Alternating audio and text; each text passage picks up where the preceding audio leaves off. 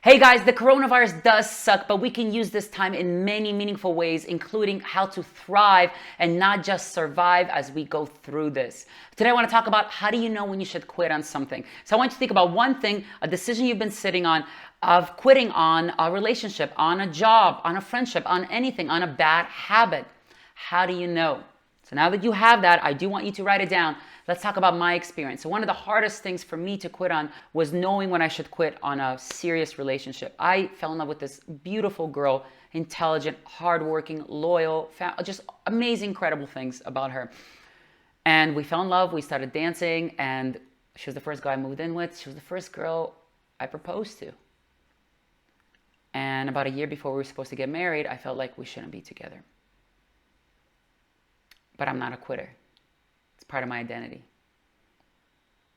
And I proposed in front of her family. I proposed in front of my family. There was a lot of weight there. I'm not a quitter. We had so much money down in non-refundable cakes and all that stuff. I'm not a quitter. We built our whole life around each other. All her friends, my friends, the community, everybody knew us as this two people, one person. I'm not a quitter. Invitations flying out around the world. I'm not a quitter.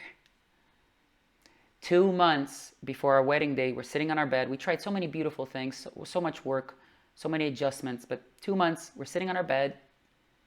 And I look at her, I'm like, yeah, this isn't going to work, right? She's like, yeah, I know.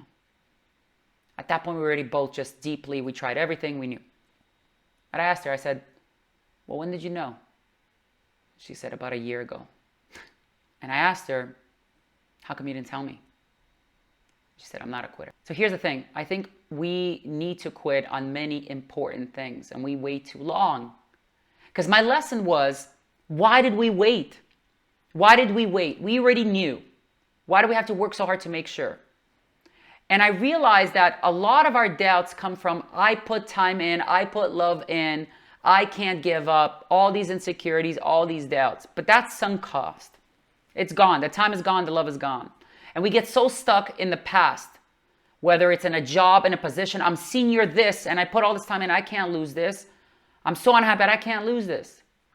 Instead of looking, well, I have got another 10, 15, 20, 30, 40, 50, 60, 70 years ahead of me. Why don't I invest my happiness in that place, and the job, the person invested into their own happiness? See, the biggest regret we'll have is the gap between when we feel we should act on something and we wait and when we act. And this gap, that's the gap of unhappiness. That's the gap of regret. That's the gap when we're 80 or 90 years old, we're lying on our deathbed and we're telling ourselves and our children or whoever is around us, hey, I wish I was just more brave earlier. I wish I asked that girl out. I wish I did this, but I didn't act sooner. I felt it, I didn't act on it.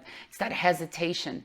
Here's the amazing silver lining. With the coronavirus, we do have way more time on our hands. Whether you're a parent, whether you're single, whatever, we do just have more time.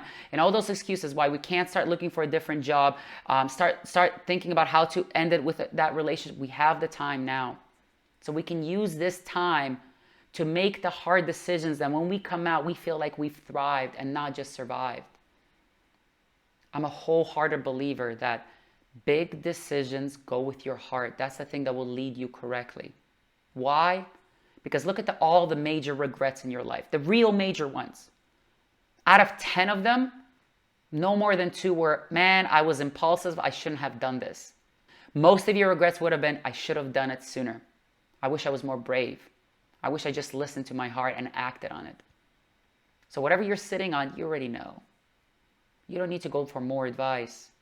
Start taking baby steps if you have to, but start moving to the happiness and the life you deserve. So you're not just surviving, you're thriving. I love you guys.